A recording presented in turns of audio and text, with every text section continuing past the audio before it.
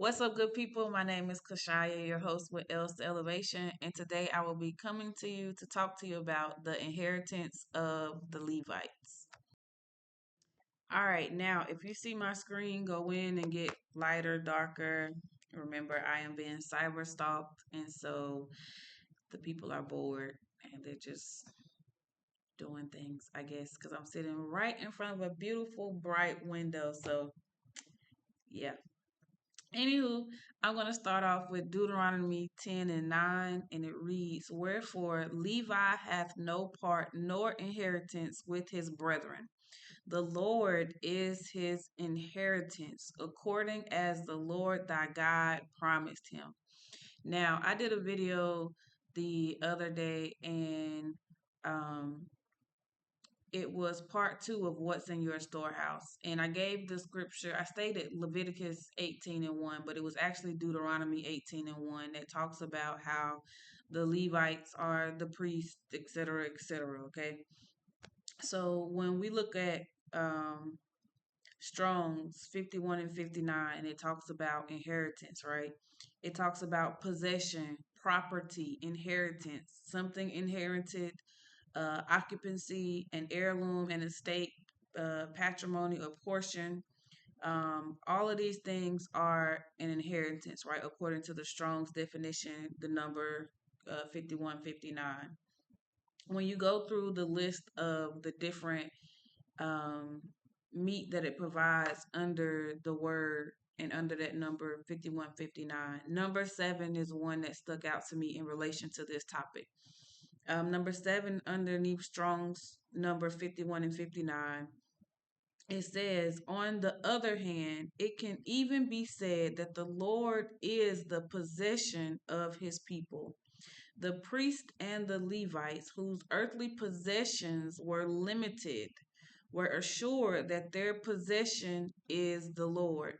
Now, I thought that was very interesting to be highlighted because in today's society, a lot of people are typically moved by uh, the mega churches, right? Because they have all of these possessions and material gain that they love to flaunt or show or to lead with, right? They want to lead with their possessions. They want to lead with wealth. They want to lead with um, financial blessings and different things like that, right? But when we look at the word, when we look at scripture, it highlights how Levites who were working with the Lord, right? Because in what's in your storehouse, we also highlighted how there were Pharaoh's priests and there were the Lord's priests, right? And so we have Strong's 5159 kind of backing up the fact that the priests of the Lord did not have many possessions, right? They did not have a lot of things, right? Their earthly uh gain was limited, right? Even when it came to their brothers, the Israelites, the remainder of their brothers, right? We know Levites is one tribe and then there's 11 more, right? We see that the Levites themselves did not have the same possession or the same inheritance as the rest of their brothers because they were separated with God, right? And so what we're going to see as I continue to talk about this topic is that their possession was the Lord, and their possession lined up with what the Lord received. So let's dive into it. So we are going to go to Numbers 18. We'll be looking at uh 20 through 24. I won't go through all of them, but I'll highlight some of them for this topic. So Numbers 18 and 20, it reads, The Lord said to Aaron, You will have no inheritance in their land, nor will you have any share among them. I am your share and your inheritance among the Israelites. So that scripture is just basically reiterating what was stated in Deuteronomy 10 and 9, right? About how the Lord is the inheritance of the Levites. It then goes on in verse 21 and it says, I give to the Levites all the tithes in Israel as their inheritance in return for the work they do at the tent of meeting. That's the NIV. In the King James Version, it reads as the tabernacle of congregation. When we look at Numbers 18 and is it the same one? Sorry, y'all. One moment. 18 and 20 in the King James Version, it states, "After these things, the word of the Lord came unto Abram in a vision, saying, Fear not, Abram, I am thy shield and thy exceeding great reward." Excuse me. So this is a reference scripture for Numbers 18 and 20. And that was actually Genesis 15 and 1. So Genesis 15 and 1 is talking about a spiritual seed promised to the Levite. And it says, After these things, the word of the Lord came unto Abram in a vision, saying, Fear not, Abram, I am thy shield and thy exceeding great reward. So it was interesting that part of the great reward was the Lord being the shield, right? So the Lord being the shield as well to the Levites is part of their great reward. They are shielded by the Lord. When we look at a reference scripture for Numbers 18 and 21, which talks about the Levites' inheritance being the tithes, right?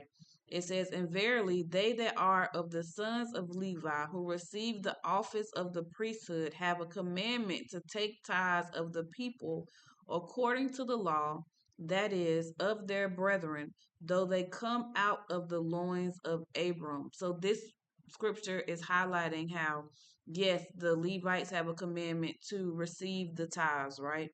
But it also highlights how um, what they're receiving is different from their brethren, the Israelites. When we go to Numbers 18 and 24, it says, But the tithes of the children of Israel, which they offer as an heave offering unto the Lord, I have given to the Levites to inherit. Therefore I have said unto them, Among the children of Israel they shall have no inheritance. So the children of Israel were going to receive the land, right? Their promise was the land, the milk and honey, this new space where they could grow, where they could build. The Levites had no inheritance of land, of property per se, but they were able to receive the tithe. Now, when we look at the tithe, right? When we look at scripture, when we look at the word, Deuteronomy 26 and 12 highlights when the tithing year is. Yes, we are to always give of our first fruits of what we make, right? So an example that was in the Bible, it highlighted how when the Israelites were settled in their new land, right? When the Israelites were settled into the new land and the produce or the first child, right, from whatever animal or anything like that was to be given unto the Lord. Um, it highlights that in the scripture, right? So the first of whatever you receive was to be given unto the Lord, right? And then I think it also highlights in scripture where every 10th male or something like that is also supposed to be given unto the Lord, or is supposed to be consecrated as holy unto God. So when we look at Deuteronomy 26 and 12, and let me just read it because I want to highlight a few things um,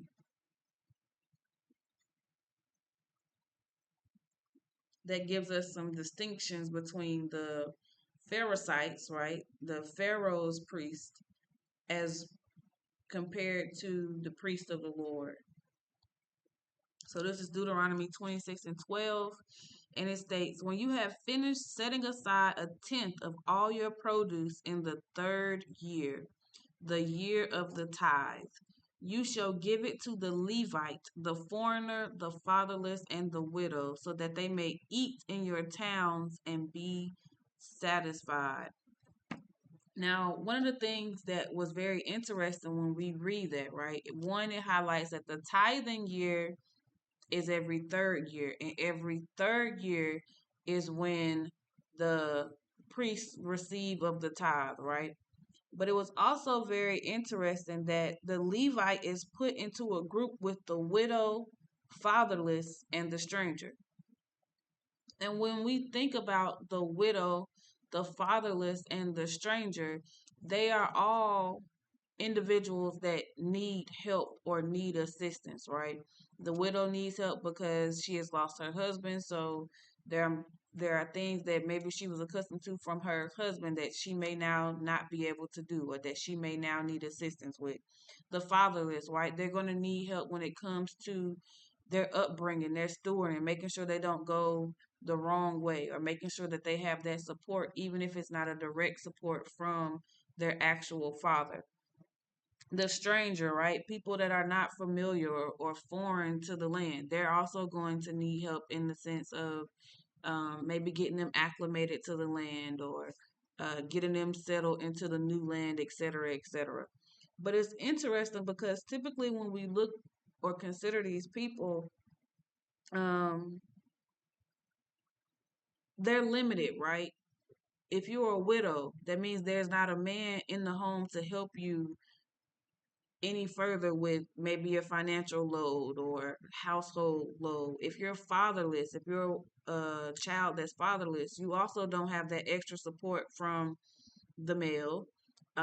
Foreigner, not exactly the same thing, but uh, they're in a new space, so they're going to need help as well. But it's interesting because when we look at the world today and we look at the Levites that have been put in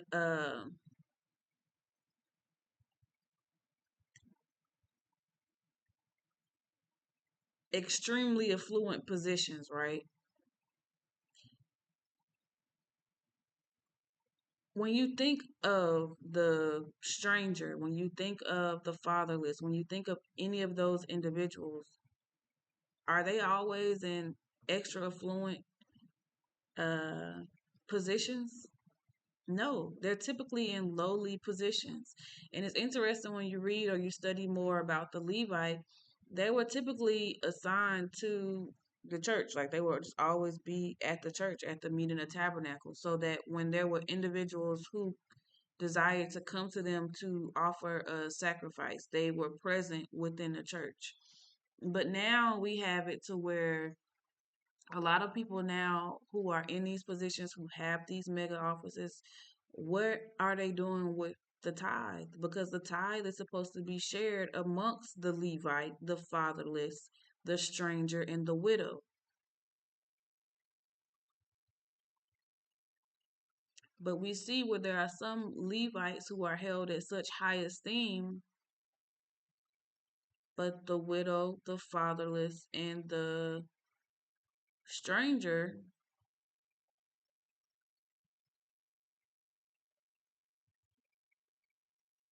are not in,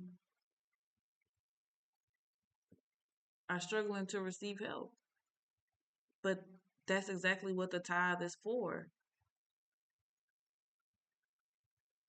Hmm. So I thought it was very interesting. It's just very interesting.